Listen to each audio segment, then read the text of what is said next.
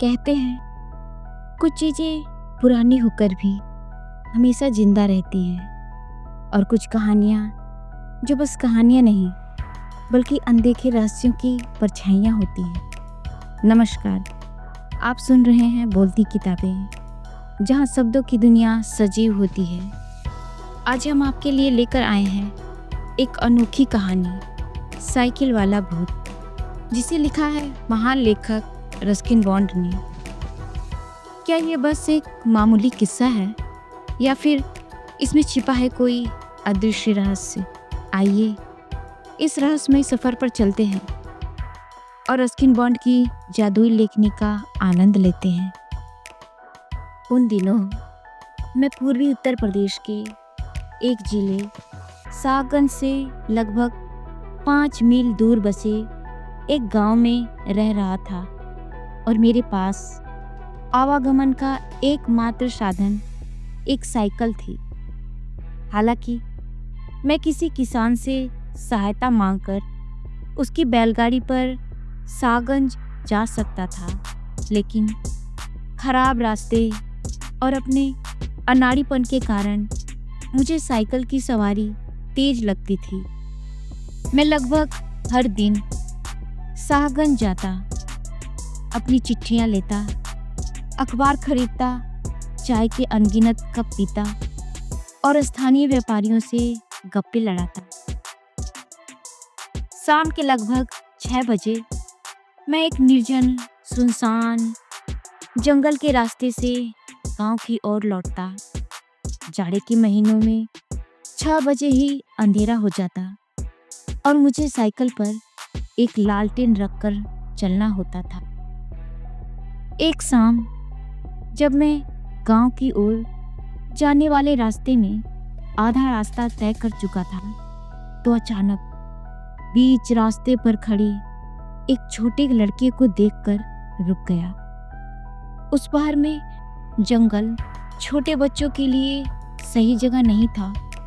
भेड़िए और लकड़बग्घे इस जिले में आम बात थी। मैं साइकिल से नीचे उतरा और लड़के के पास पहुंचा, लेकिन उसने मुझ पर कोई खास ध्यान नहीं दिया। तुम यहाँ अकेले क्या कर रहे हो? मैंने कहा। मैं इंतजार कर रहा हूँ, उसने बिना मेरी ओर देखे कहा। किसका इंतजार कर रहे हो? अपने माता पिता का? नहीं, मैं अपनी बहन का इंतजार कर रहा हूँ। अच्छा, मैंने उसे रास्ते में नहीं देखा, मैंने कहा। वो शायद आगे होगी। अच्छा होगा तुम मेरे साथ चलो, वह तुम्हें रास्ते में मिल जाएगी। लड़के ने सिर हिलाया और चुपचाप साइकिल के आगे वाले डंडे पर बैठ गया। मैं कभी भी उसके नए नक्श याद नहीं कर पाया। एक तो अंधेरा था, साथ ही उसने अपना चेहरा आगे की ओर कर रखा था। हवा हमारे विपरीत थी और साइकिल चलाते हुए मैं ठंड से कांप रहा था, लेकिन उस लड़के पर ठंड का कोई असर नहीं था। हम बहुत दूर नहीं गए थे जब मेरे लैंप की रोशनी एक और बच्चे पर पड़ी जो सड़क के किनारे खड़ा था। इस बार यह एक लड़की थी। वह लड़के से थोड़ी बड़ी थी और उसके बाल हवा में बिखरे थे, जिससे उसका चेहरा लगभग छुपा हुआ था। यह रही तुम्हारी बहन, मैंने कहा। इसे अपने साथ ले चलते हैं। लड़की ने मेरी मुस्कान का कोई प्रत्युत्तर नहीं दिया और लड़के की ओर देखकर भी उसने बस गंभीरता से सिर हिलाया। लेकिन वह मेरी साइकिल के पीछे कैरियर पर बैठ गई और मुझे साइकिल चलाने के लिए कहा। मेरे आत्मीय सवालों के उत्तर वे हाँ या ना में दे रहे थे। मुझे महसूस हुआ कि वे अजनबियों से सावधान थे। कोई बात नहीं, गांव पहुंचकर मैं इन्हें मुखिया के हवाले कर दूंगा और वह इनके माता पिता का पता लगा लेंगे। सड़क बिल्कुल समतल थी, लेकिन मुझे लगा कि मैं किसी पहाड़ी पर साइकिल चला रहा था और फिर मैंने ध्यान दिया कि लड़के का सिर मेरे चेहरे के बहुत करीब है और लड़की की सांसें बहुत ही तेज और भारी हैं, जैसे कि वह खुद साइकिल चला रही हो। ठंडी हवा के बाद भी मैं बहुत गर्मी और घुटन महसूस कर रहा था। मुझे लगता है हमें थोड़ा रुक जाना चाहिए, मैंने सुझाव दिया।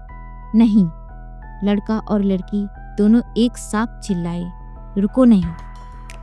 मैं इतना चकित था कि बिना कोई बहस किए मैं साइकिल चलाता रहा और तभी जब मैं उनकी मांग को अनदेखा कर रुकने की सोच रहा था, मैंने साइकिल के हैंडल पर टिके लड़के की हाथ की ओर ध्यान दिया।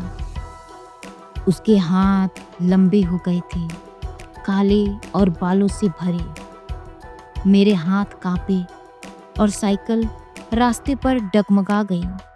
ध्यान रखो, बच्चे एक साथ चिल्लाए। देखो, तुम कहाँ जा रहे हो? उनका स्वर अब धमकी भरा था और उसमें बच्चों वाली कोई बात नहीं थी। मैंने कनखियों से अपने कंधे के ऊपर देखा और मेरा सबसे भयानक डर साकार हो गया। लड़की का चेहरा विशाल और फूला हुआ था। उसके पैर काले और बालों से भरे जमीन पर घिसट रहे थे। रुको, भयानक बच्चों ने आदेश दिया। नदी के पास रुको।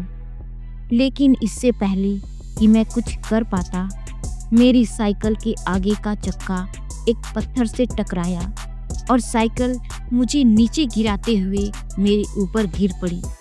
जब मैं धूल से लथपथ था, मैंने किसी कड़ी चीज का आघात अपने सिर के पीछे महसूस किया, जैसे कोई खुर हो, और मेरी आंखों के आगे अंधेरा छा गया।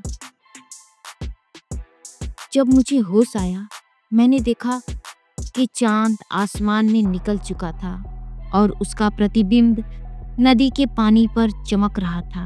दोनों बच्चे कहीं नजर नहीं आ रहे थे। मैं उठा और अपने कपड़ों से धूल झाड़ने लगा। तभी मैंने पानी उलीझने और छपछपाहट की आवाज सुनी और ऊपर देखा। दो छोटी काली भैंसें कीचड़ सनी चांदनी में चमकते पानी में खड़ी मुझे घूर रही थी। कहानी समाप्त। दोस्तों, ऐसी ही रहस्यमयी, डरावनी और दिलचस्प रोमांचक कहानियों को सुनने के लिए हमारे चैनल को प्लीज़ सब्सक्राइब जरूर करें, लाइक करें और शेयर करें। कहानी कैसी लगी हमें कमेंट में ज़रूर बताएं।